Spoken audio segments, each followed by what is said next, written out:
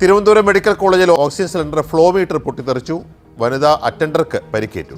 ഫാരിഷ ബീവിക്കാണ് നെറ്റിയിൽ ഗ്ലാസ് കൊണ്ട് പരിക്കേറ്റത്. ഓക്സിജൻ സിലിണ്ടർ മാറ്റി ഘടിപ്പിക്കുന്നതിനിടയിലാണ് ഈ പൊട്ടിത്തെറി എന്നാണ് ഇപ്പോൾ നമുക്ക് പ്രാഥമികമായി ലഭിക്കുന്ന വിവരം. ഈ ഓക്സിജൻ സിലിണ്ടറിൽ ഫ്ലോ മീറ്റർ ഘടിപ്പിക്കുമ്പോൾ ചില കാര്യങ്ങൾ ശ്രദ്ധിച്ചാൽ നമുക്ക് ഇതുപോലുള്ള പൊട്ടിത്തെറിക്കുന്ന രീതിയിലുള്ള അപകടങ്ങളൊക്കെ ഒഴിവാക്കാനായിട്ട് സാധിക്കും. ഈ ഡോക്ടർ നിർദ്ദേശിച്ച കൃത്യമായ അളവിലുള്ള ഓക്സിജൻ രോഗിക്ക് ലഭ്യമാക്കാൻ വേണ്ടിയിട്ടാണ് ഈ സിലിണ്ടറിൻ്റെ മുകളിൽ ഫ്ലോ മീറ്റർ ഉപയോഗിക്കുന്നത്.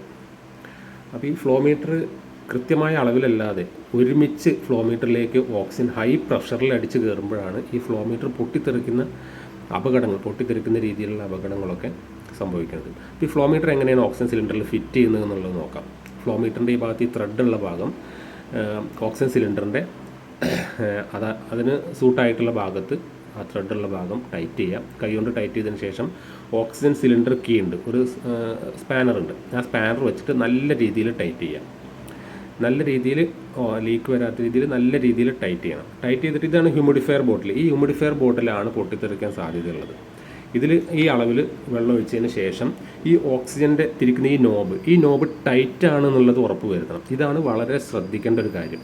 ഈ നോബ് ലൂസായി കിടന്നിട്ട് നമ്മൾ വാൽവ് ഓപ്പൺ ചെയ്യുമ്പോഴാണ് പൊട്ടിത്തെറിക്കാനുള്ള സാധ്യതയുള്ളത്. ഇത് നല്ല ടൈറ്റാണെന്ന് ഉറപ്പ് വരുത്തിയതിന് ശേഷം മാത്രം ഓക്സിജൻ സിലിണ്ടറിൻ്റെ മുകളിലുള്ള വാൽവ് ആ കീയുടെ പ്രത്യേക ഭാഗം ഉപയോഗിച്ചിട്ട് ആ വാൽവ് ഓപ്പൺ ചെയ്യാം.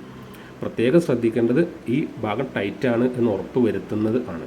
ഇത് ലൂസായി കിടന്നാൽ ഈ വാൽവ് ഓപ്പൺ ചെയ്യുന്ന സമയത്ത് ഒന്നിച്ച് ഓക്സിജൻ അടിച്ച് ഫ്ലോ മീറ്ററിലേക്ക് കയറി ഫ്ലോ മീറ്റർ പൊട്ടിത്തെറിക്കാനുള്ള സാധ്യതയുണ്ട്. ഇതാണ് ഏറ്റവും ശ്രദ്ധിക്കേണ്ട ഒരു കാര്യം.